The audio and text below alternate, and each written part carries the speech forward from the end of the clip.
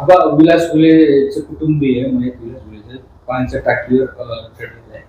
काही दिवसापूर्वी मनोज जरांगेंचं स्टेटमेंट आलेलं होतं आणि आता त्यांचं हे आंदोलन म्हणजे न्याय मिळेल का नाही अशी परिस्थिती आहे. विलास घुलेंना न्याय मिळू नये यासाठी बऱ्याचशा प्रवृत्ती कामाला लागलेल्या आहेत. कारण की त्याच्यामध्ये काहीतरी डमी लोक उभा करून विलास घुले आणि विलास घुलेचे बंधू असतील किंवा बाकी लोकांवर आरोप प्रत्यारोप करून हे प्रकरण रफादफा करण्याचा प्रयत्न सुरू आहे. कारण की यामध्ये काय झाले, कोणी कोण्या पक्षात असेल परंतु बजरंग सोनवणेला वाचवण्याचा सगळ्यांनी बजरंग सोनवणेच्या मुलाला बजरंग सोनवणे त्याच्यातून वाचवण्याचा केविलवाना प्रयत्न केला होता. सुरेश धस भाजपचे आमदार आणि ती वकिली करताय बजरंग सोनवणेच्या मुलाची. मनोज जरांगे वेळोवेळी सांगताय किंवा म्हणजे आम्ही जातपात पाहत नाही आणि आज त्या विलास घुलेच्या कुटुंबाला मनोज जरांगेंनी भेट दिली नाही, सुरेश धसांनी दिली नाही किंवा या भागामध्ये आपला रोहित पवार आमदार रोहित पवार या भागात येऊन सुद्धा त्यांनी त्या कुटुंबाला भेट दिली नाही. आणि त्यांनी सुद्धा त्यांच्या त्या सुसुताई त्या सुद्धा या भागामध्ये आल्या आणि कुठतरी बजरंग आप्पाला आमच्या गुतावल्या जाते, बजरंग आप्पा चांगला माणूस आहे. म्हणजे पोलीस प्रशासनाच्या पुढे ही एक पाऊल टाकल्यासारखं बोलायला लागले. म्हणजे सगळ्या चौकशा सुरू आहेत, त्याच्यामध्ये एसआयटी लागली आणि जरांगे नावाचा बिंडोक तो त्याच्यामध्ये काय मारला किंवा आता त्या सौरभ सोनवणेची एसआयटी चौकशी झाली, 4 तास झाली ना आता त्याच्यामध्ये काही निघलं नाही. म्हणजे जरांगे काही एसआयटीचा प्रमुख आहे का, जरांगे काही एसआयटीचा त्या सदस्य आहे का, किंवा जरांगे त्या भागाचा पोलीस अधीक्षक आहे, जरांगेला हे कसं काय माहित झालं. म्हणजे कुठतरी प्रकरण प्रेशर करून दडपण्याचा सगळा प्रयत्न आहे. विलास घुलेला न्याय मिळालाच नाही पाहिजे, कारण की त्याची जात पाहून त्याला टार्गेट करणं सुरू, मेल्याच्या नंतर सुद्धा म्हणजे त्याची हत्या झाल्याच्या नंतर सुद्धा त्याला जातीमुळे टार्गेट करणं ह्या लोकांकडून सुरू आहे. आणि फक्त इकडे म्हणायचं आम्ही जात बघत नाहीत, पात बघत नाहीत. खरं तर त्याच्यामध्ये एकूण महिला कदमबाई नावाच्या एक महिला त्याच्यामध्ये आल्यात, त्या सुद्धा असं बोलताना त्यांची आपण जर मुलाखत बघितली एखाद्या युट्यूब चॅनलने घेतलेली त्यांची मुलाखत, त्याच्यामध्ये सातत्यानं त्यांचा असं कन्फ्युज विषय, काय बोलायचं आणि काय नाही बोलायचं, तारखाचा मेळ नाही, काय बोलतात त्याचं मेळ कळत नाही. म्हणजे सगळं स्क्रिप्टेड असल्यासारखा विषय वाटतो. त्यामुळं त्या कदमबाईची सुद्धा एसआयटीने चौकशी केली पाहिजे आणि त्याच्यामध्ये विलास घुले दोषी जर कोणी असेल तो विषय वेगळा, परंतु कुणी असा अचानक बाहेर येईल आणि त्या सौरभ सोनवणेला वाचवण्यासाठी बाहेर काढल्या बी जातील ना, कुठेतरी सुपाऱ्या देऊन सुद्धा बाहेर काढल्या जातील. कारण की हा इतिहास आहे, एखादं प्रकरण दडपण्यासाठी महिलांना समोर केलेले अनेक प्रकरण आपण बघितलेले आणि त्यातूनच हा चाललेला खेळ आहे. आणि त्या कदमबाई आजपर्यंत त्यांनी तक्रार का केली नव्हती पोलीस स्टेशनला, आजपर्यंत त्यांनी कधी हे बोलून दाखवलं नाही, कुठं कोणाला पैसे न्याय मागितला नाही.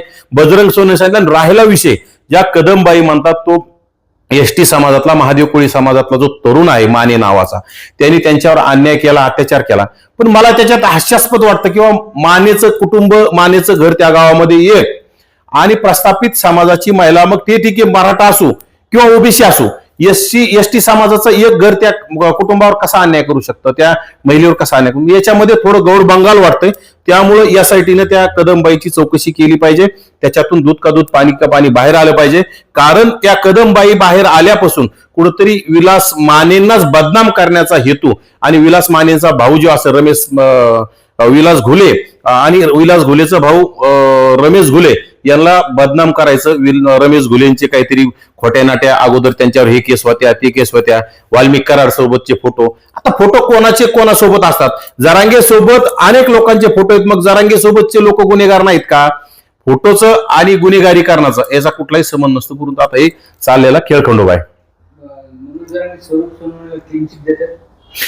नक्कीच आता हे जात पाहून वाचवण्याचा प्रयत्न आहे वेळोवेळी जरांगेने. फक्त जरांगे आणि कसं आहे, सौरभ सोनवणे बजरंग सोनवणेचा मुलगा आहे आणि त्यांच्या मालकाच्या पक्षाचा खासदार आहे.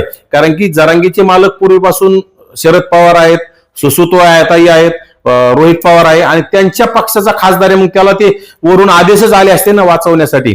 म्हणजे हे सगळं स्क्रिप्टेड चाललंय. सगळ्यांनी सारखं बोलायचं, इकडं सुप्रकाश सोळंकी शब्द काढायला तयार नाही, इकडं पंडित शब्द काढायला तयार नाहीत आणि सुरेश धसांना तर घाई झाली सौरभ सोनवणेला क्लीन चिट देण्याची. कारण की हे कुठतरी प्रकरण सगळ्यांनी मिळून घुलेलाच बदनाम करायचं आणि प्रकरण संपून सौरभ सोनवणेला वाचवण्याचा सगळा प्रयत्न आहे. आणि विशेषतः जर सौरभ सोनवणे याच्यामध्ये नसता तर बजरंग सोनवणेने मुख्यमंत्र्याची भेट घेण्याची घाई केली नसती आणि बजरंग सोनवणे सुद्धा सातत्यानं कुठतरी या लोकांच्या सहकार्यानं आम्ही निर्दोष आहोत सांगण्याचा केविलवाना प्रयत्न करते, परंतु एसआयटीचा काय अहवाल बाहेर येतोय त्यानंतर ते दोषी आहेत का निर्दोष आहेत हे सांगणं आपल्याला कळेल. परंतु त्याच्या अगोदरच जरांगे असतील, धस असतील, हे लोक जर अगोदरच निकाल देत असतील तर हे काही न्यायाधीश नाहीत, हे काही एसआयटीचे प्रमुख नाहीत, हे किंवा पोलीस अधीक्षक नाहीत. त्यामुळे हे लोकांनी याच्यात तुम्हाला जर घुले कुटुंबियाला न्याय द्यायचा नसेल, घुले कुटुंबियांना सांत्वन करायचं नसेल तर कमीत कमी त्याच्यामध्ये त्यांची बदनामी करणं तरी तुम्ही थांबवा आणि कुठतरी चुकीचे लोक याच्यामध्ये समोर आणून कुठतरी बदनामी करण्याचं षडयंत्र थांबवलं पाहिजे याच्यामध्ये. हात आहे असं वाटतं तुम्हाला? आता हात आहे नाही, परंतु त्याच्यात सगळ्या घोले कुटुंबियांचं म्हणणं आहे की सौरभ सोनवणे त्यांना पळून जायला गाडी दिली, सौरभ सोनवणे त्या उनवणे नावाच्या पोलीस निरीक्षकांना फोन केला आणि तो उनवणे सातत्यानं बाहेर येऊन कुणाशी बोलत होता. त्या उनवणेचे सुद्धा सीडीआर तपासले पाहिजे, सौरभ सोनवणेचे सीडीआर तपासले पाहिजे आणि सीडीआर तपासून एसआयटी चौकशीचा अहवाल बाहेर आलेलाच नाही. त्याच्यातून आपल्याला सातत्यानं कळलं. आपण काय विनाकारण सौरभ सोनवणे त्याच्यात नसेल तर अटक करा म्हणणार नाही, त्याच्यात नसेल तर त्याला बळजबरी आरोपी करा असं म्हणत नाहीत. परंतु तिथली जी माहिती स्थानिक लोकांकडून चर्चा अशी की 100% सौरभ सोनवणे त्याच्यामध्ये आहे आणि त्याला वाचवण्यासाठी हे सगळ्या लोकांचं प्रेशर आहे आणि त्या या प्रेशरमुळं कुठतरी बजरंग सोनवणे सुद्धा भाजपमध्ये जाण्याचे चिन्ह आहेत. कारण की स्वतःच्या मुलाला वाचवण्यासाठी भाजपमध्ये जाण्यासाठी मुख्यमंत्र्याला त्यांनी भेट घेतली आणि स्वतःच्या मुलाला वाचवा असं त्यांनी विनंती करण्याचं काम केलेलं आहे.